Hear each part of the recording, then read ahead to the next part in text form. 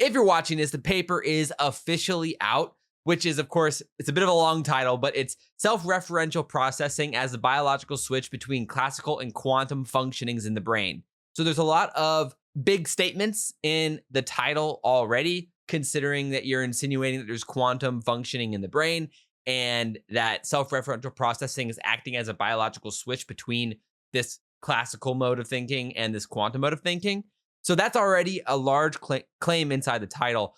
And so I'd love to today dive into this paper, explore the evidence and the paradox that it's actually exploring itself, and walk through it together and see what can emerge as we go through this. So without further ado, let's just get right into this paper. So the paper starts off pretty straightforward here, and it's acknowledging the cognitive science research that has existed for now 25 plus years, which is the idea of thinking fast and slow by Daniel Kahneman, who won a Nobel Prize in economics, and his work has been unbelievably influential in cognitive science, economics, business, development, sports psychology, and everything in between. But the paper is really expanding upon this. And this is really important because we all know intuitively that our brains have these fast modes of thinking and these slow modes of thinking when it comes to flow states, how we operate when we're not thinking and things are just happening when playing sports or video games or music or just being in that flow of a conversation or whatever it may be, versus the classical sequential thinking that it takes to do, for example, like logic or math. Even speaking in language itself is a classical action because language has order. It has if, then, 1, 2. It has to be in a certain order for things to make sense. And that's how classical processing works versus this parallel mode of processing that is fast, intuitive, instinctual, that seems to create and generate insights and experience of flow. And so the paper opens up with this aspect that, okay, these are real. System 1 and System 2 is real. Thinking fast is real. Thinking slow is real. But the problem is there's never been a mechanism for explaining how this works. Since then, for example, Evans and others have started to step away from the system talk because they were worried about the fact that there has been no mechanism proposed or understood for how this actually works. Obviously, in neuroscience, a lot has been explored and proposed, but there's been nothing confirmed or anything on those lines. So the paper opens up with the fact that that's real, but there's a problem. There's no mechanism. Interestingly enough, then you have to go down the route of, okay, these systems definitely exist, but what are they? And Roger Penrose famously argued in his book, actually, right here, Emperor's New Mind in 1989. And so basically what he argued was that the human mind can grasp truths that algorithms cannot come to or cannot get to or cannot conclude. And so he's formally, mathematically arguing that the human mind, consciousness in some sense, or how the psyche works is non-algorithmic or non-classical in some nature. And he points to quantum mechanics as being a plausible explanation. So his proposal then, he worked with Stuart Hameroff to create the OR theory, and this led to a lot of quantum biology research on the plausibility of the brain having quantum systems, which we'll investigate further in upcoming sections. So they proposed in OR that there was a combination of the quantum biology side and then a new aspect of quantum mechanics that Penrose argued involving gravity, because gravity still at this point is also not understood in quantum mechanics. And so they pointed that way. But this paper proposes something entirely different. This is where we end up at quantum cognition research. So this is in cognitive science and in psychology. And Busemeyer and Kavam and Plaskach in 2019, 2020, and 2017. So somewhat recently, in quantum cognition research, mathematically showed in their models that human cognition operates in some instances in quantum mechanical manners.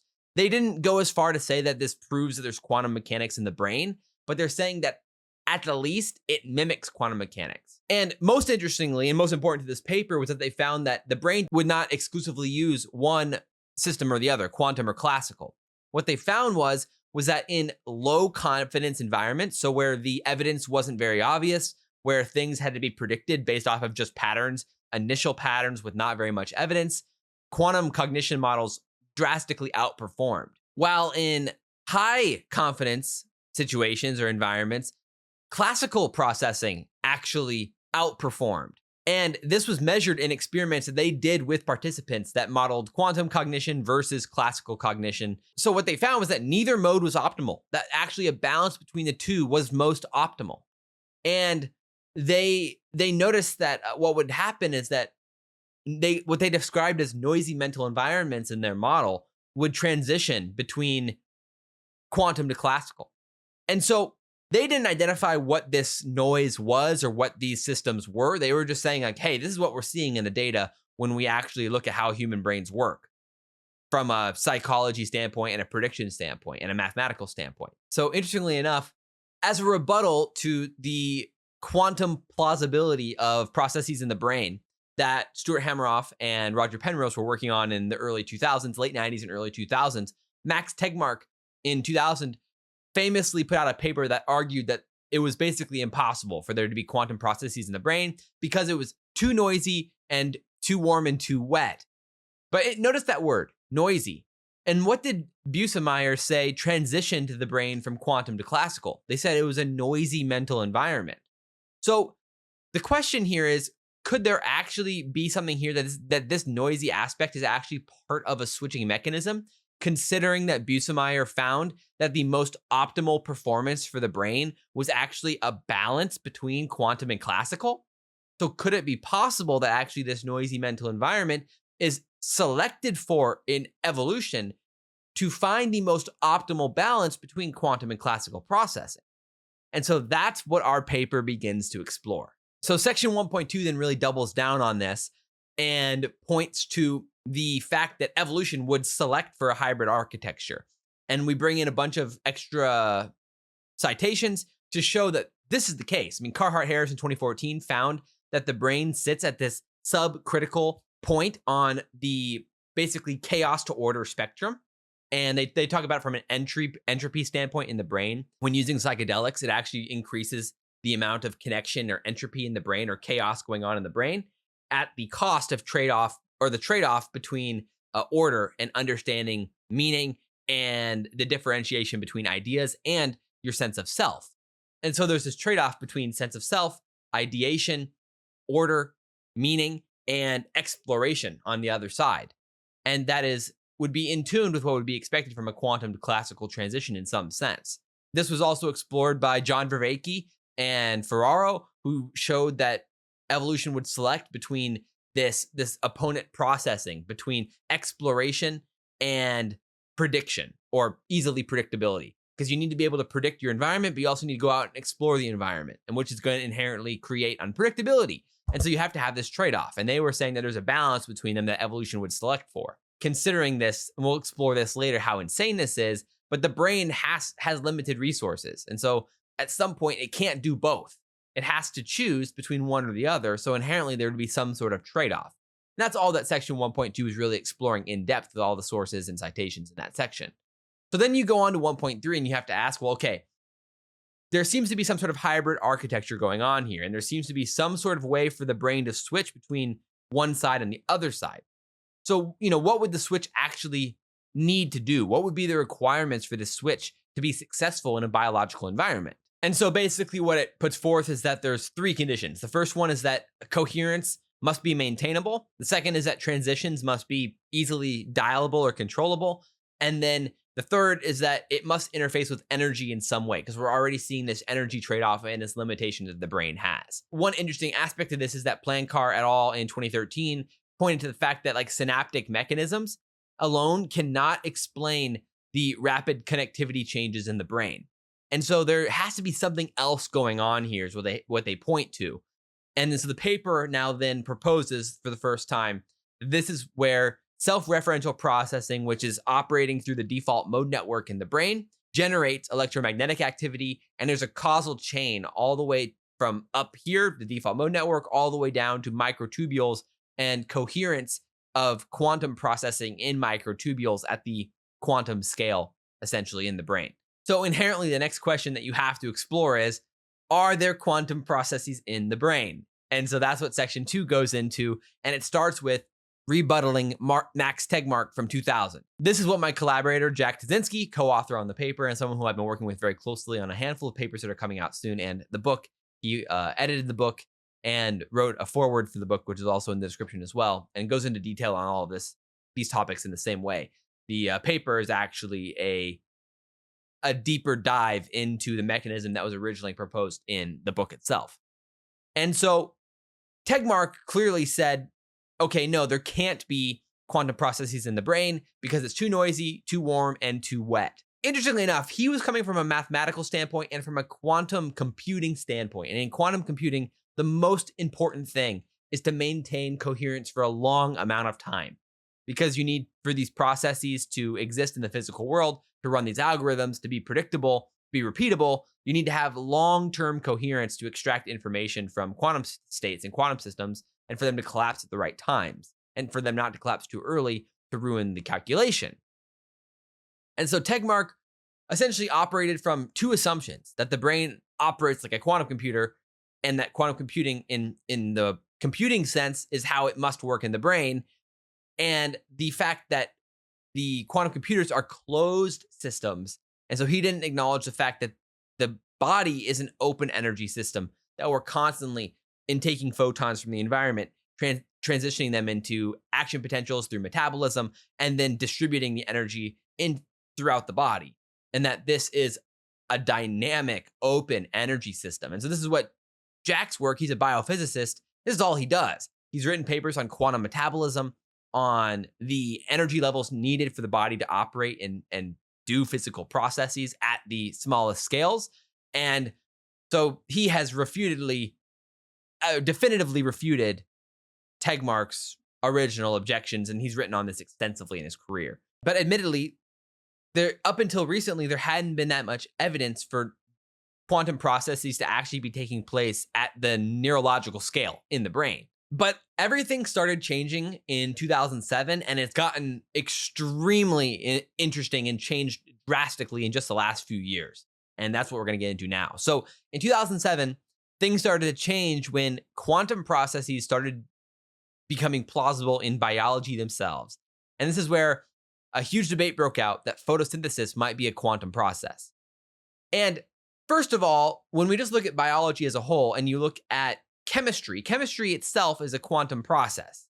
I mean, at the base, it's atoms exchanging or bonding at the electron level. And electrons are what matters in the bonding process. And so inherently, chemistry itself is quantum. And so you can't really escape the quantum aspects. And so then what this found, and Engel et al.'s paper in 2007 originally found, was that energy transfer and photosynthesis is a quantum process. This was debated for a long time. And in that period, also bird migration with how they use magnetic fields was shown to be potentially a quantum process as well. And then in 2020, this paper came out, Xiao et al., bunch of researchers from all over the place, all came together to kind of put a nail in the coffin here on this debate.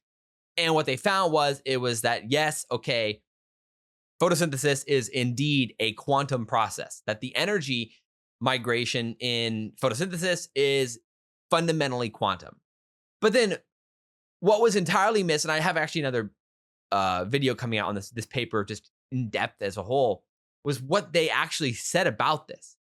And what they said is that actually how the mechanism itself works in photosynthesis is because of decoherence. They say the process of decoherence itself is actually what is causing the energy to move. And so they're saying the mechanism itself is the process of decoherence. So that alone is blowing up Tegmark's operation, or his whole argument, because Tegmark was saying that decoherence was the problem. But then actually what Xiao et al. Found in 2020 was, no, decoherence was the mechanism itself for how energy transfer works. So, and they say it in the paper, evolution harnesses decoherence, or the results of decoherence, to create the mechanism here. So it's pretty insane. It's mind-blowing stuff. And so then, since then, the big breakthrough was the first one in 2023, where Kalra et al. Measured quantum states and microtubules at room temperature up to 5 nanoseconds.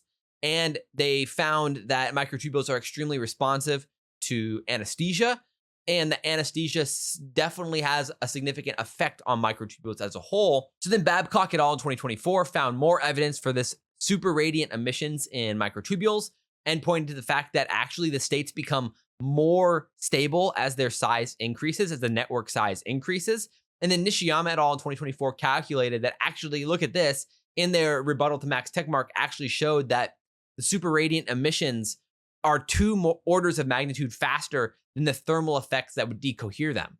So the processes themselves can actually happen multiple times before they decohere.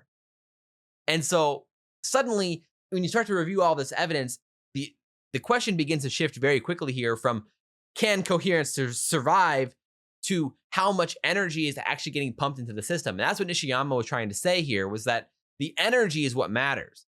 And the same thing was true in photosynthesis. As long as there's energy reaching these microtubules, then quantum processes can happen, and they can utilize efficient energy transfer through quantum mechanics. And that's what's creating the fundamental efficiency at this level. Patwa et al. Was a really nice paper.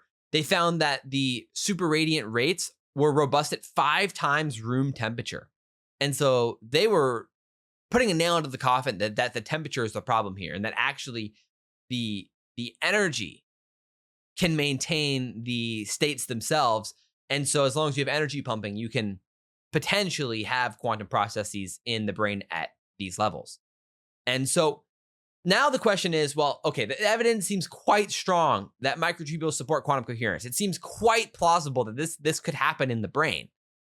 So then you have to ask, well, okay, now considering what we know about the switching mechanism, what that would need to have, and what would need to happen between the switch between system 1 and system 2, and what was found in quantum cognition research, that this noisy mental environment somehow decoheres states from quantum to classical.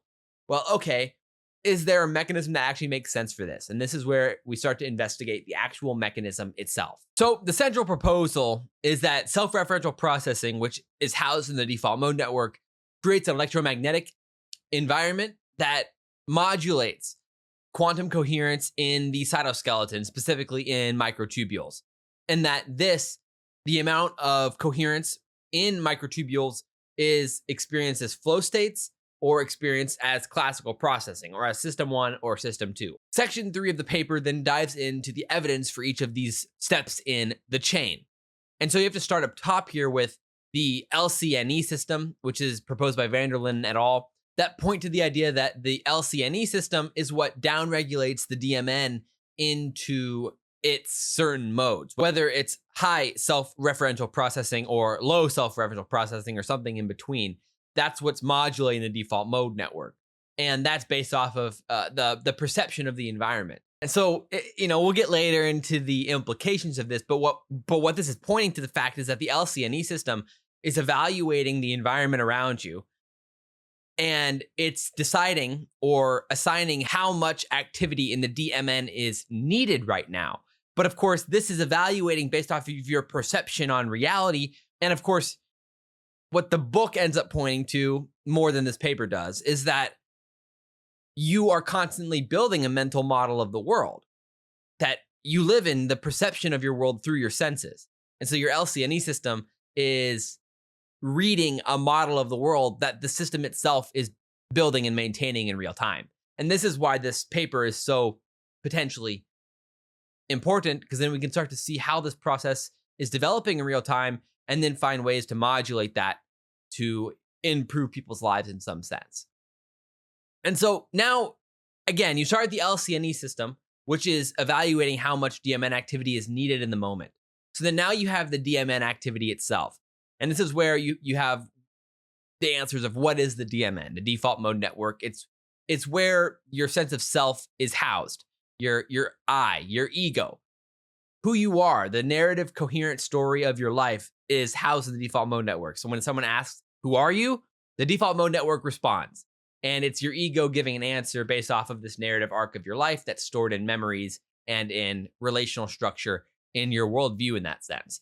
And so, interestingly enough, this begins to investigate, or this section begins to investigate the research on the default mode network.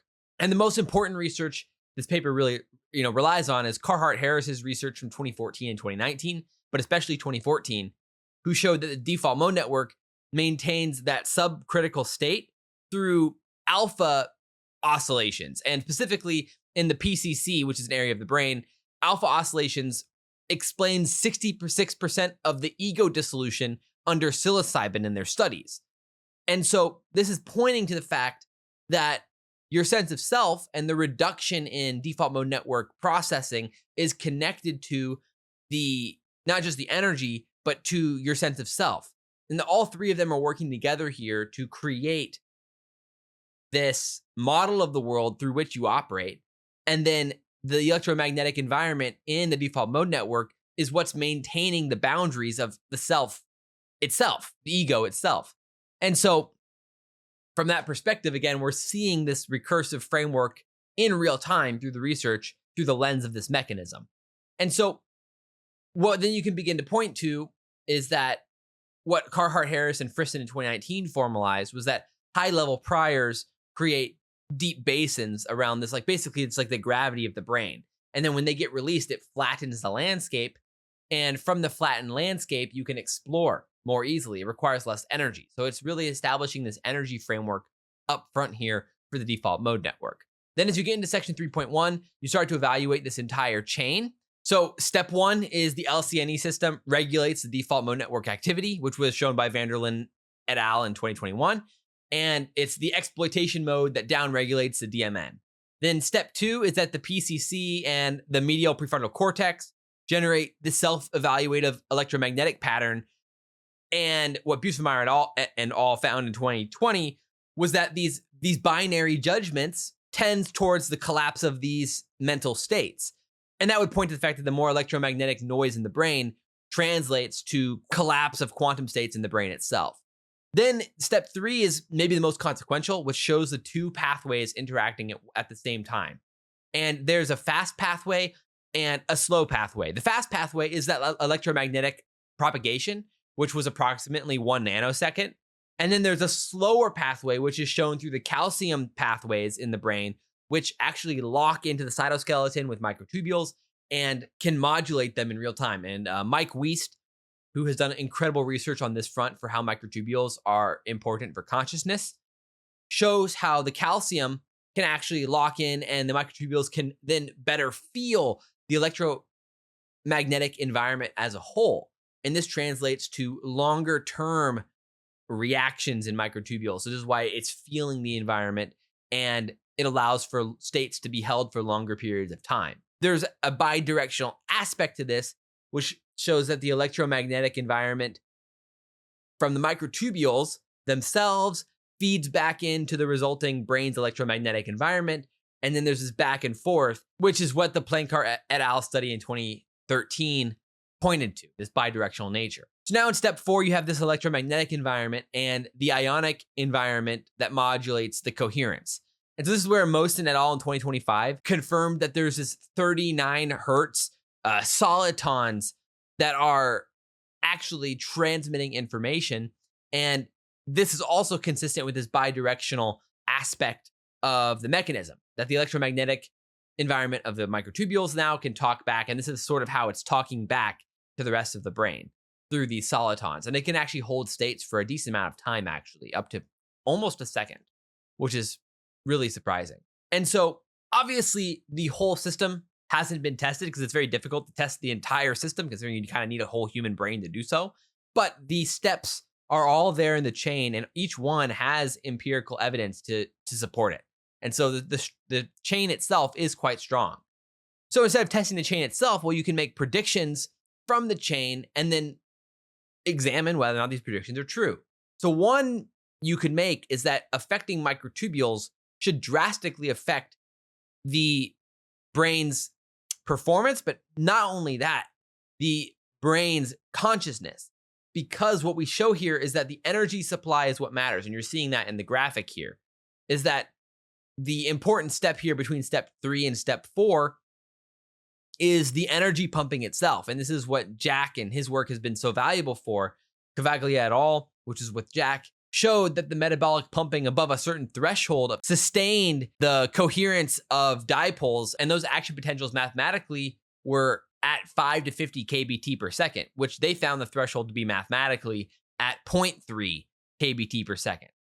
So now the question would be is, well, what happens if you drop below thresholds? So essentially from a few premises that you can derive from what we've already examined, the fact that Kalra et al. In 2023 showed that microtubules are drastically affected by anesthesia and that it affects their ability to maintain coherence, and it affects how they propagate energy itself and makes them less efficient, and it makes them less coherent. So it affects the structure and the process at the same time. So it's quite powerful. And then considering that we have shown that there's this energy threshold at which you would lose the coherence in the system. And so from that, you can assume that, well, at a certain level of anesthesia, then you would assume that at some point this coherence is lost, and this should affect consciousness. So section 4 investigates all of this evidence, and Weininger did a lot of really good studies on the effects that anesthesia has on energy, and he showed that essentially energy propagation was drastically reduced. So the amount of energy that would even end up at the cytoskeleton level was extremely low. And then you pair that with the fact that Kalra showed that anesthesia actually just directly affects the microtubules themselves, not even the energy that reaches them. You have a significant level switch here for why anesthesia would knock out so many parts of the brain. And this is extended by Craddock et al.'s findings in 2017. Maybe the most valuable evidence for this was in 2024, where Kahn et al. Showed that if you protect microtubules with binding drugs that actually fight off anesthesia, it reduces and delays unconsciousness significantly. And so this is pointing to the fact that anesthesia and microtubules have a deep connection, and specifically microtubules themselves are maybe the key factor in consciousness itself. But what we continue to show here through all this research, whether it's Weininger or Kahn or Kalra or Cavaglia, is that, considering anesthesia and how it works, there seems to be this threshold. And by dropping below this energy threshold, you're dropping below a coherence threshold. And therefore, it's pointing to the fact that the switch itself must be reliant on energy. So we have to now investigate the energy side of things. That's what the paper does. So section 5 is all about the energy architecture of the cytoskeleton specifically, but and the brain as a whole, but especially the cytoskeleton. So the key here is Carhart-Harris, again, 2014. One of their key findings was the fact that the default mode network utilizes 40% of energy above baseline in the PCC. Again, considering that the brain uses 20% of the body's energy, even though it's 2 to 3% of the body's mass, you can now consider the energy density that's going on in the default mode network, especially in the PCC. So clearly, when you're reducing the default mode network's energy usage, that energy can go somewhere else.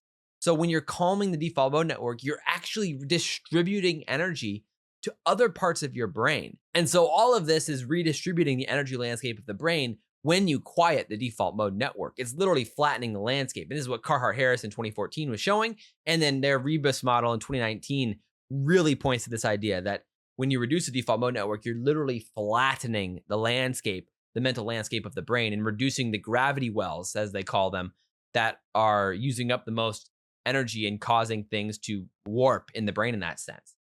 And so this is where, again, the paper goes to explore the evidence about energy. So this is where the Weininger and McIver paper from 2006 comes into play, that synaptic outputs, isoflurane depresses synaptic outputs by 66%, while the spikes still persist. So this is again pointing to the fact that anesthesia is drastically affecting the energy transport. The important aspect here is to show that, like what we showed, was that anesthesia affects everything. It binds to everything. All living things are affected by anesthesia. Even olive oil is affected by anesthesia.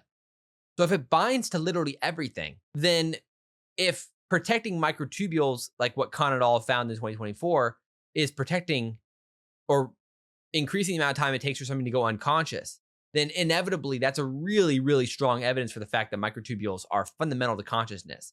But not only that, but that energy itself is fundamental to consciousness. And so then what's examined after that is this energy trade-off and the thermodynamic constraints that physics puts on the system. I mean, the brain has a limited amount of energy.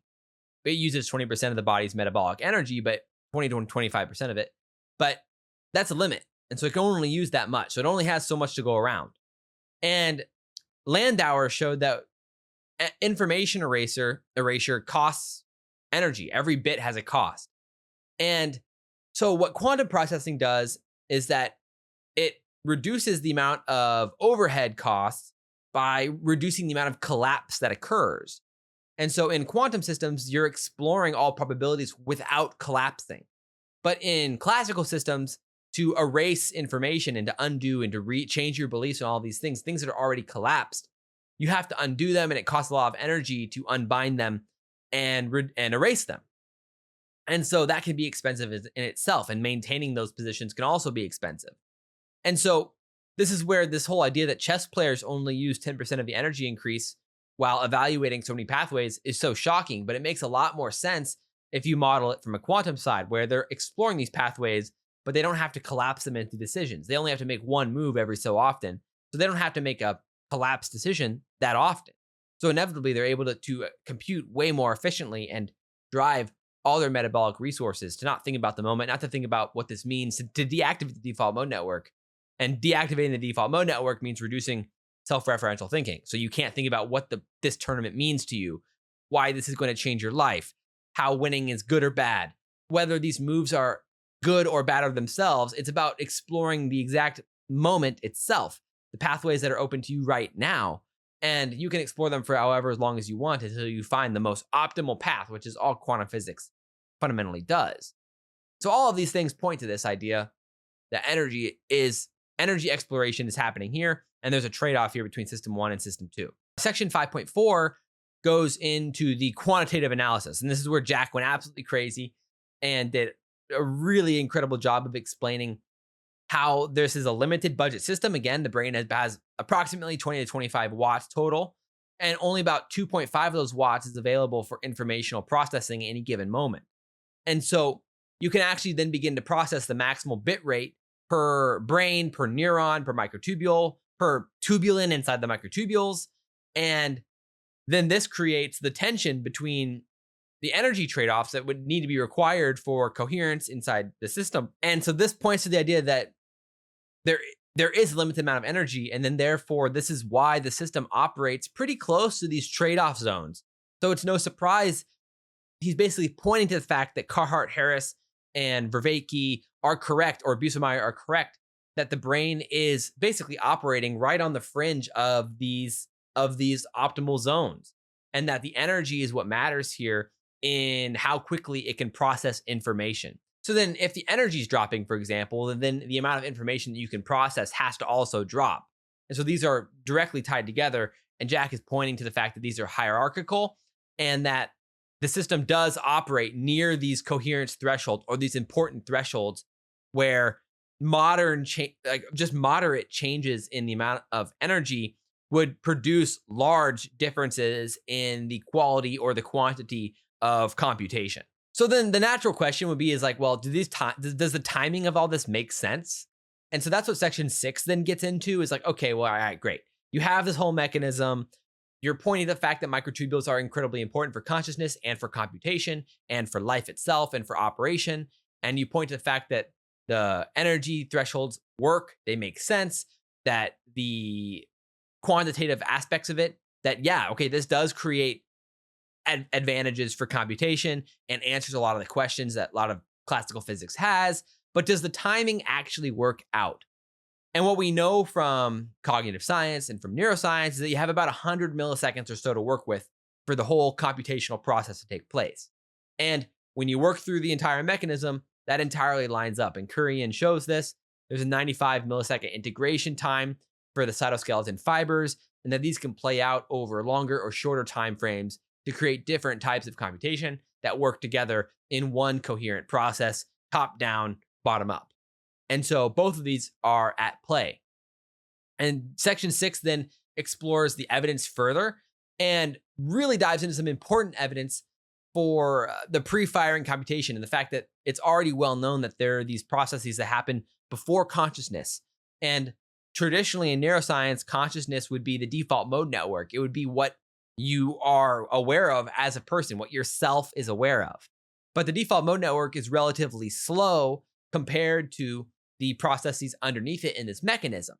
And so, for example, this is what section 7 will then evaluate is, okay, well, the evidence in 6.4 points to the fact that there are these processes going on before consciousness. So if there are processes going on before consciousness, then you would expect that at some point when these processes are coherent, or when your unconscious self is computing, that you would receive essentially like completed thoughts, things that feel whole when they arrive. And when you go into flow research, that is exactly the case. You find that people describe that they receive insights or ahas or moments where things feel like the whole answer arrives to them at once. That when they're playing a sport or a video game, they have this instinct to make a move that their conscious self had never done before, or something along those lines, where there's something that your conscious self wouldn't have even in that moment likely done, but your unconscious creates or finds a solution without you even really consciously thinking about it in that sense, in a flow state. These are all similar ideas, and that's explored in 7.1. And not only that, but the fact that flow states themselves, the neuroscience of flow states, points to this redistribution of energy. Leroy and Sharon in 2020 found that flow requires transient hypofrontality and a decreased BA10 activity. And they found around 100 millisecond switching speeds, which would line up exactly with what we were talking about before, and that there was significant alpha redistributions from the DMN to task-relevant regions when the DMN was quiet in flow states. So what they were doing at tightropes, they had people walking across tightropes, and they found that there was a redistribution, what we predicted in our paper, that there'd be a redistribution of energy, what they found through alpha oscillations from the default mode network to the areas of the brain responsible for what they were doing in the flow state, which was walking across a tightrope. So they said there was a redistribution from the DMN to task-relevant regions. And at that point, the task was walking on a tightrope. And you need to be in a flow state or else you fall and die. I mean, obviously they were hooked in or whatever. But still, the fact remains that this was a prediction that we could make from first principles.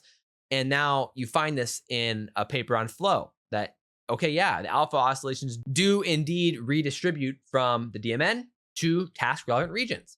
So that's a prediction made earlier and then found in the research. So that's pretty cool.